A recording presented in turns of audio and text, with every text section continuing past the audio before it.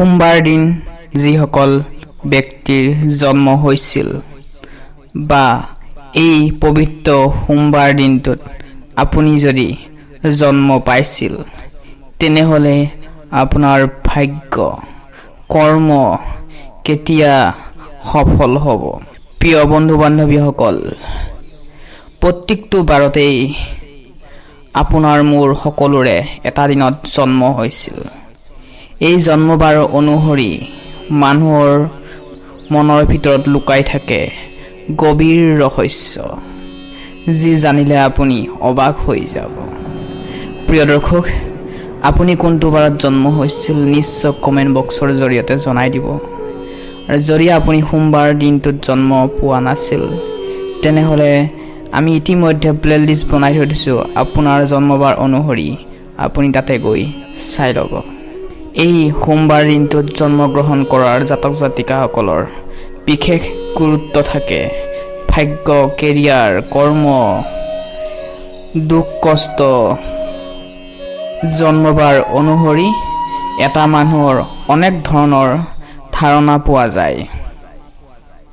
প্ৰিয় দৰ্শক, আজি আমি এই বিশেষ ভিডিঅ'টোত জানিম সোমবাৰ দিনটোত জন্মগ্ৰহণ কৰাৰ জাতক জাতিকাসকলৰ শিক্ষা, পাৰিবাৰিক জীৱন, ভাগ্য, কেৰিয়াৰ কেতিয়া খোল খায়, তেওঁলোকৰ গোপন ৰহস্য, স্বভাৱ, চৰিত্ৰ সকলো থাকিব এই ভিডিঅ'টোত।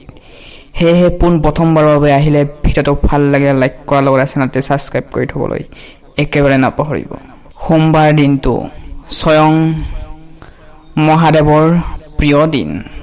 এই দিনটোত যিসকলে জন্মগ্ৰহণ কৰিছিল তেওঁলোকৰ ওপৰত মহাদেৱৰ অশেষ কৃপা থাকে। চন্দ্ৰৰ প্ৰভাৱ বেছি থকাৰ কাৰণে আপোনাৰ মনত দয়া, ভালপোৱা, মায়া এইবোৰক লৈ অধিক দেখিবলৈ পোৱা যায়। এই দিনটোত জন্মগ্ৰহণ কৰাৰ মানুহ সদায় ভাল মনৰ হৈ থাকে। এওঁলোক সৎ আৰু কেয়াৰিং মানসিকতাও থাকে। অকল এইটোৱে নহয়, আপোনালোকৰ চৰিত্ৰ এটা ভাল গুণ হৈছে আপোনাৰ লাইফত যিকোনো পৰিস্থিতিয়ে নাহক কিয় আপুনি সেই মানি ল'ব পাৰে।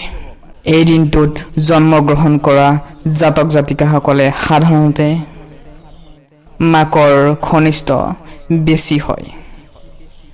চাবলৈ গ'লে মহিলাই আপোনালোকৰ যিকোনো পৰিস্থিতিতে সহায় কৰে।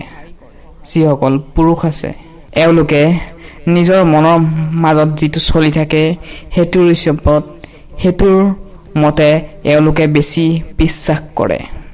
এটা কথা সঁচা কথা, সোমবাৰে জন্মগ্ৰহণ কৰা জাতক জাতিকাসকলে সদায় হাঁহিমুখীয়া হয়। নিজেও হাঁহি থাকে, আনকো হহুৱাবলৈ চেষ্টা কৰে। এওঁলোকে যিকোনো ধৰণৰ কাম কৰাৰ মানসিকতা থাকে। কৰ্মৰ ক্ষেত্ৰতে হ'ব পাৰে, সংসাৰিক ক্ষেত্ৰতো হ'ব পাৰে। যিকোনো ক্ষেত্ৰত যি পৰিস্থিতি নাহক কিয় সকলোবোৰ সমাধান কৰাৰ, সমস্যা সমাধান কৰাৰ মানসিকতা এওঁলোকৰ ওচৰত দেখিবলৈ পোৱা যায়। হয়, ভিডিঅ'টো ভাল লাগিলে লাইক এটা কৰি দিব। কমেণ্ট বক্সৰ জৰিয়তে ওম নমঃ শিৱায় নাম উচ্চাৰণ কৰিব। সোমবাৰ দিন যিসকল জাতক জাতিকাৰ জন্ম হৈছিল তেওঁলোক চাবলৈ গ'লে সাহসিকতা, অতি বিশ্বাসী আৰু বহুত সহজ সৰল দেখিবলৈ পোৱা যায়। আৰু আপোনালোকৰ ব্যৱহাৰো বহুত এটা সুন্দৰ হয়। আপোনালোকে নিজৰ পৰিয়ালৰ মানুহৰ লগত সময় কটাবলৈ খুবেই পচন্দ কৰে। সোমবাৰ দিনটোত জন্মগ্ৰহণ কৰা জাতক জাতিকাসকলৰ কেৰিয়াৰ ক্ষেত্ৰত, কামৰ ক্ষেত্ৰতে হওক, কেৰিয়াৰৰ ক্ষেত্ৰতে হওক, কামটো সম্পূৰ্ণ নকৰাকৈ এওঁলোকে কিন্তু শান্তিত থাকিব নোৱাৰে। কামটো সম্পূৰ্ণ কৰিহে এৰে। সেয়া লাগিলে এবছৰ লাগিব পাৰে, 2 বছৰো লাগিব পাৰে। মুঠতে যিটো কামত হাত দিয়ে সম্পূৰ্ণ কৰিহে আশা এৰে। এওঁলোকে ব্যৱসায়ত সফলতা হ'ব পাৰে। অৰ্থাৎ চাবলৈ গ'লে সোমবাৰে জন্মগ্ৰহণ কৰা জাতক জাতিকাসকলে কেৰিয়াৰত সফল হ'ব পাৰে।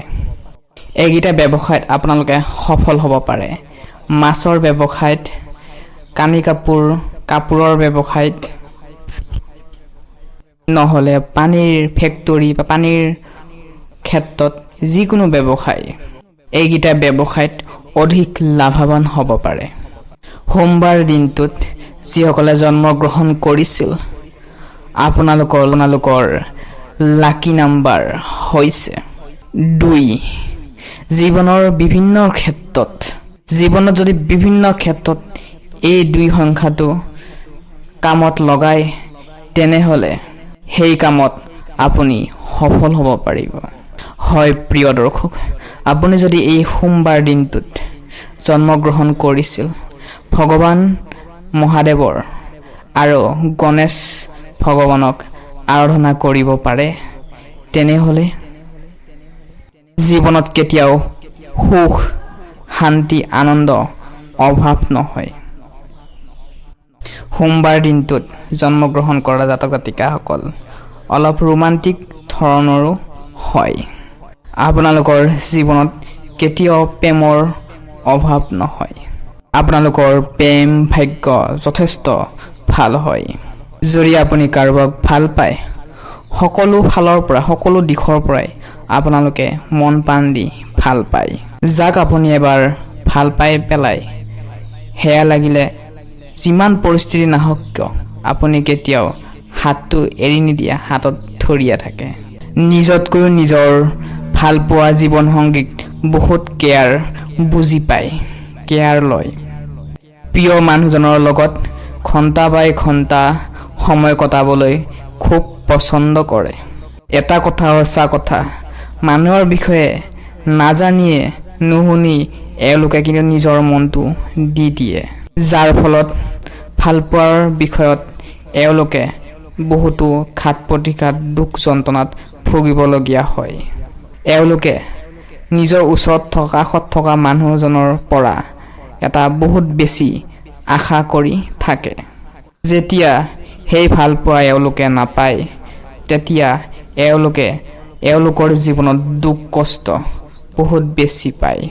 বৈবাহিক জীৱন, দাম্পত্য জীৱন মোটামুটি ভালে থাকে। এটা কথা সঁচা কথা, এওঁলোকে সঁচা ভাল পোৱা প্ৰথম প্ৰেম কেতিয়াও পাহৰিব নোৱাৰে। জীৱন সংগীক, লাইফ পাৰ্টনাৰক নিজৰ মন প্ৰাণ দি বহুত বেছি কেয়াৰ কৰে, ভাল পায়। কিছুমান ক্ষেত্ৰত ভাল পোৱা মানুহৰ ক্ষেত্ৰতে হওক, আপুনি যাক ভাল পায়, মৰম কৰে, কেয়াৰ কৰে, বুজি পায়, তেখেতৰ কিছুমান কথাত আপুনি বহুতো দুখ কষ্ট সহিবলগীয়া হয় কিছুমান ক্ষেত্ৰত। সেয়েহে আগত আপুনি নিজক ভাল পাওক, তাৰ পাছত আন কাৰোবাক ভাল পাব। যিসকলৰ সোমবাৰ দিনটোত জন্মগ্ৰহণ কৰিছিল, তেওঁলোকে 29 বছৰৰ পৰা বিবাহ কাৰ্যত আগবাঢ়ি যায়। দাম্পত্য জীৱনৰ ক্ষেত্ৰত সন্তানৰ পৰা ভাল খবৰ পাই সুখী অনুভৱ কৰে। এটা কথা সঁচা কথা, আপুনি যদি সোমবাৰ দিনটোত জন্মগ্ৰহণ কৰিছিল, তেনেহ'লে আপোনালোকৰ শৰীৰৰ ক্ষেত্ৰত বহুত সতৰ্ক হৈ চলাটো খুবেই গুৰুত্বপূৰ্ণ। যত্ন লওক আপোনাৰ নিজৰ শৰীৰটো। প্ৰিয় দৰ্শক, ভিডিঅ'টো ভাল লাগিলে লাইক কৰাৰ লগে লগে চেনেলটো ছাবস্ক্ৰাইব কৰি থ'বলৈ একেবাৰে নাপাহৰে। পুনৰ লগ পোৱাৰ আশাৰে আজি এই গুৰুত্বপূৰ্ণ ভিডিঅ'টোৰ পৰা আমি বিদায় লৈছোঁ। ধন্যবাদ।